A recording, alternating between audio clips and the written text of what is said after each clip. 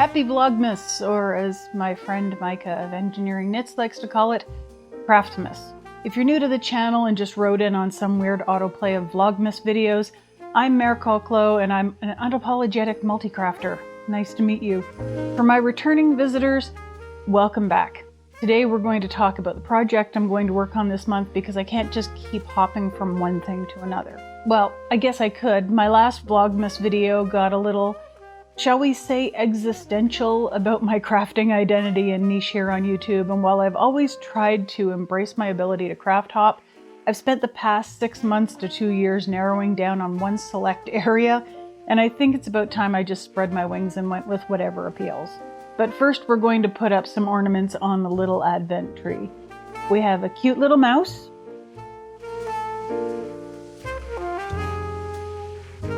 and a bell,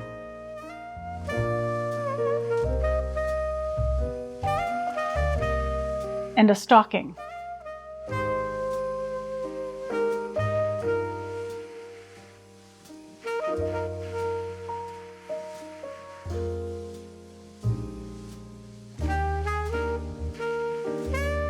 The past couple of days have been full of personal errands that I haven't really been able to take you along on, and it just wiped me out. So it's given me some time to think about what we're going to work on this month. It came down to 2 finalists. I could start going through my unfinished objects and works in progress, aka UFOs and whips, or I could do something entirely different and completely new to my channel. The UFOs and whips are tempting. After all, as Stephanie Pearl McPhee, aka the Yarn Harlot, probably Canada's most famous knitter, would advise, start as you mean to continue. In other words, get old stuff wrapped up before starting new stuff. I say we just lean into procrastination and possible ADHD and just veer off in another direction entirely.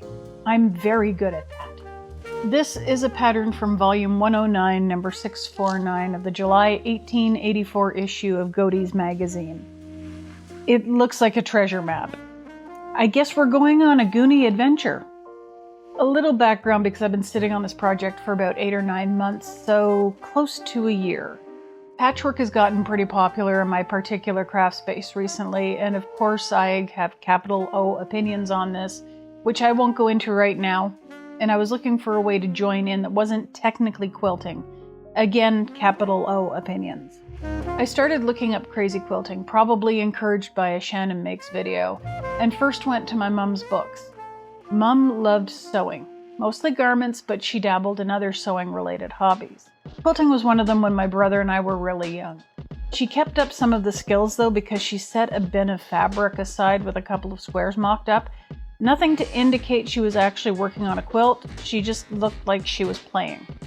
Once in a while she'd get a notion to try something, give it a whirl, decide it wasn't time, chuck it back in the bin, and move on to other things. Or she'd do something small just to get it out of her system. And funny how we thought she was the functional one in the family. Wow. The things you realize when you start getting older and looking back on stuff. There wasn't a lot on crazy quilting. English paper piecing, sure, mostly North American quilting, particularly the kind of stuff you see on display with a blue ribbon at the local craft fair. I think one book mentioned crazy quilting was a mostly obscure art.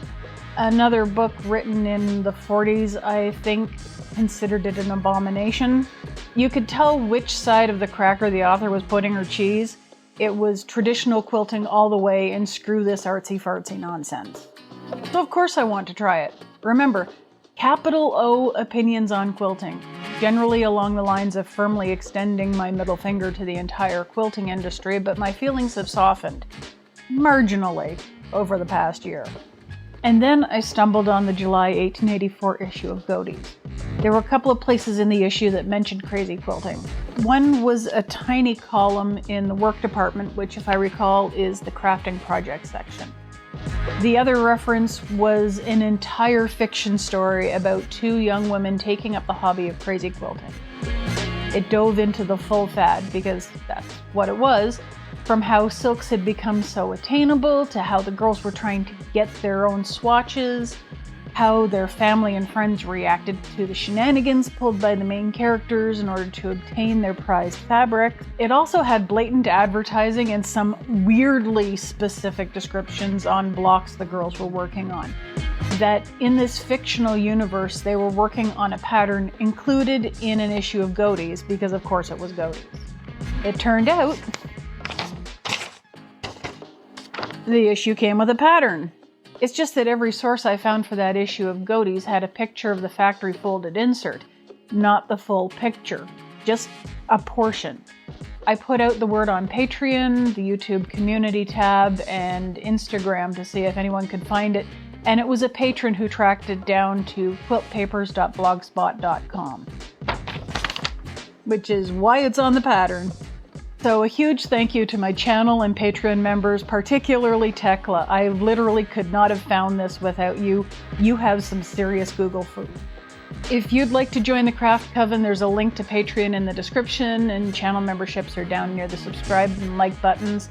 I mention them in case you haven't yet subscribed and or booped the like button. There's also a link to Discord around there somewhere, and I don't believe that you need to be a member of anything in order to join the Discord. You just have to have Discord. And I mean, you don't have to boop the like button, but it does tend to make me happy. If the Coven isn't for you, as always, I'm just thankful you're here. Now, the story emphasizes silks as the main patchwork material, but the crazy patchwork column in the work department specifies different colored silks, satins, velvets, and plushes on a Canton flannel backing. So flannel.